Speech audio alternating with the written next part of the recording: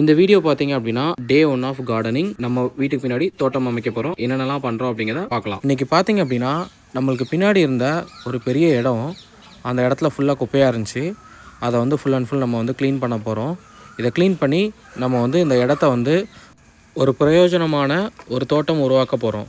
எப்போவுமே நம்ம வந்து தற்சார்பு பொருளாதாரத்தை நம்பி இருக்கிறது ரொம்ப நல்லது. அதை நோக்கி தமிழ்நாடு நகர்ந்துட்டுருக்கு. அதனால் நம்ம என்ன பண்ண போகிறோம் அப்படின்னா, நம்மளுக்கு தேவையான காய்கறிகளை நம்மளே போட்டு விளைய வச்சு அதுலேருந்து நம்ம வந்து அறுவடை பண்ண போகிறோம். அதுக்காக ஃபஸ்ட்டு நம்ம இடத்த வந்து க்ளீன் பண்ண போகிறோம். நீங்கள் இதில் பார்த்துட்டு இருக்க மரம் பார்த்தீங்க அப்படின்னா ஒரு சீத்தாப்பழம் மரம். இந்த மரத்தோட கிளைகள் வந்து சரியாக இல்லை.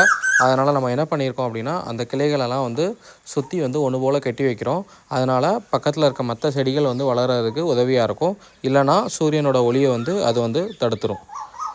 இந்த மாதிரி இந்த இடத்த சுற்றி நம்ம வந்து இதில் இருக்க எல்லா குப்பைகளையுமே எடுத்து நம்ம வந்து க்ளீன் பண்ணுறோம். இந்த மீதி இருக்கிற ஓலைகள்லேருந்து நம்ம வந்து விளக்குமாறு செய்கிறது மூலமாக பிளாஸ்டிக் வந்து நம்ம வந்து அவாய்ட் பண்ணிக்கலாம்.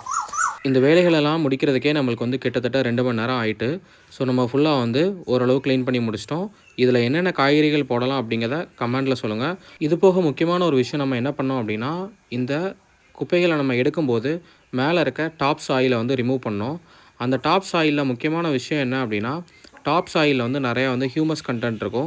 அந்த ஹியூமஸ் கண்டென்ட்டில் தான் நிறைய நியூட்ரிஷன் இருக்கும்.